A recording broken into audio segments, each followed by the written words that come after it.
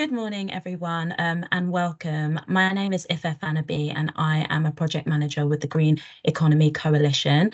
I'm delighted to be joined today by Professor Jim Skea, who is chair of the IPCC and has joined us for an interview this morning. Firstly, I'd love to know what inspired you to dedicate your career to climate science and sustainable energy policy. When I started my career, climate change had not been thought of. IPCC had never been dreamt of.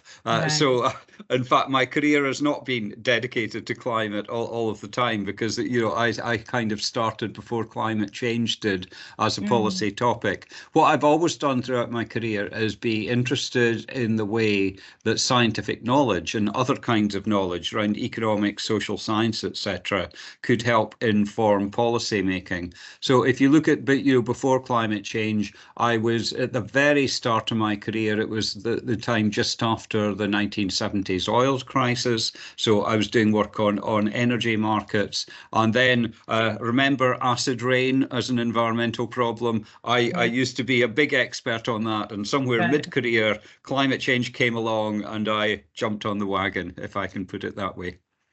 What would you say, in your view, have been the most pressing challenges that have come to the fore when it comes to climate change and challenges? Well, I mean, the challenge is that climate change just touches every aspect of economy and society. So it's very difficult to isolate down this to specific challenges or specific actions. But I think the biggest challenges have been, how do we reduce the emissions that are causing climate change? It's absolutely, definitely human caused. It is inevitable that we're going to have to face it. We are already seeing the effects of climate change. We'll see further effects in the future. So we have to learn how to adapt to these changes as they come along. And then finally, I'd really flag the point that because climate change is a global problem, it requires an unprecedented degree of international collaboration in order to be able to move things forward.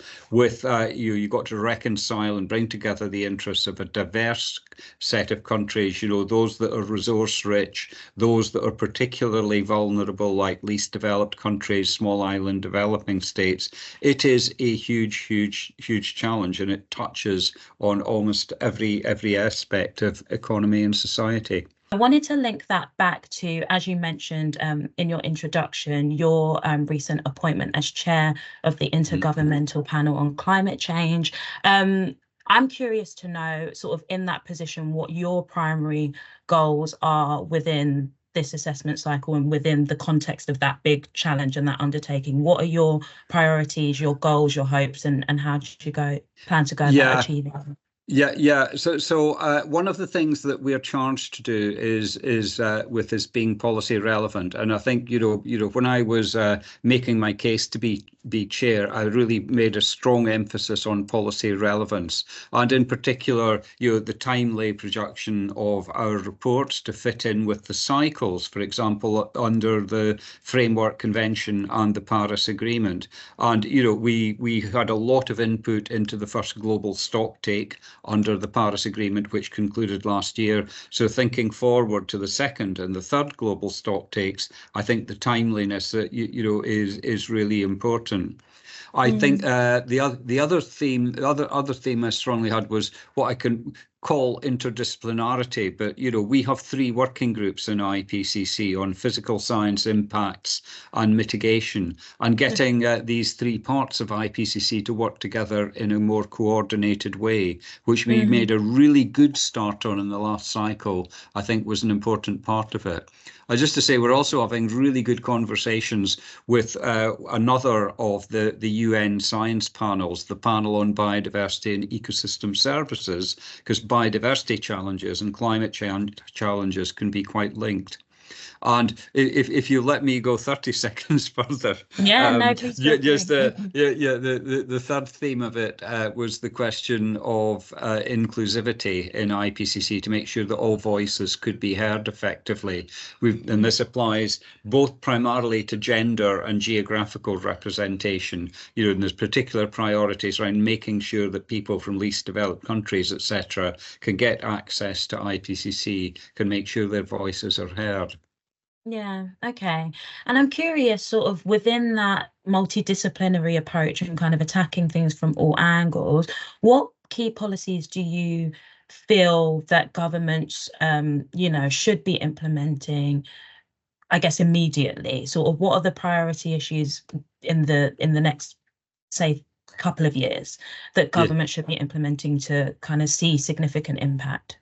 Yeah, well, just to say, it's not as if we're starting from zero. We already have policies in place. And one of the things we showed in the last cycle is that there's quite a big chunk of global emissions that have been avoided because of policies that governments have already put in place. So just to emphasize that. So we have learned lessons from how things work.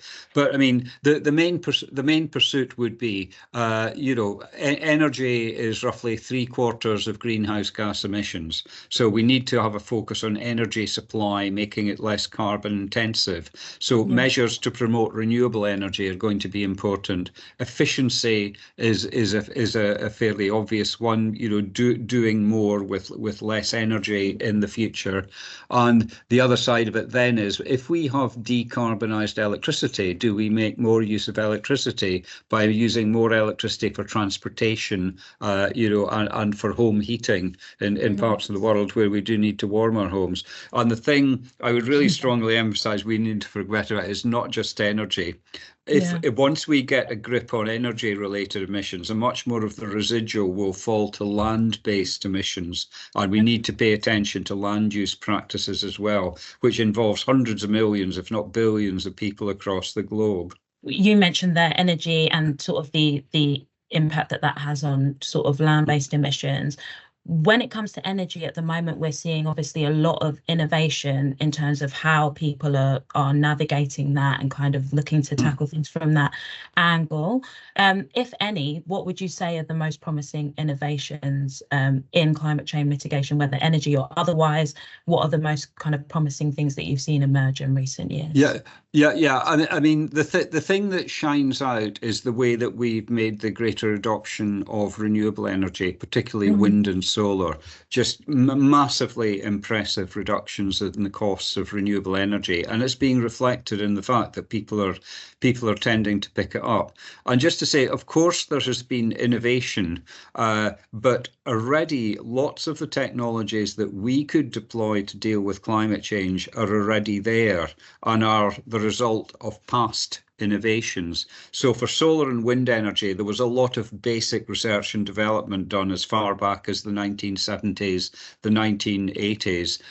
We've learned to put in place, market pool measures that make them adopted more. And now they're so low in cost, they can compete on their own terms with fossil fuel energy. So innovation isn't just a single thing. It's not a single piece of kit. It's a process that can take place over decades. And, the train has left the station. I want to kind of zoom out slightly and also kind of get to know more about you, your career. You've given us a bit of an introduction of how that's evolved and where it started from and where it's kind of working its way to. But I'd love to hear more about what some of your proudest achievements are in your career so far, lessons that you've learned in all that evolution, and anything that you might want to share with aspiring climate scientists, policymakers, and anyone kind of in that space. Yeah.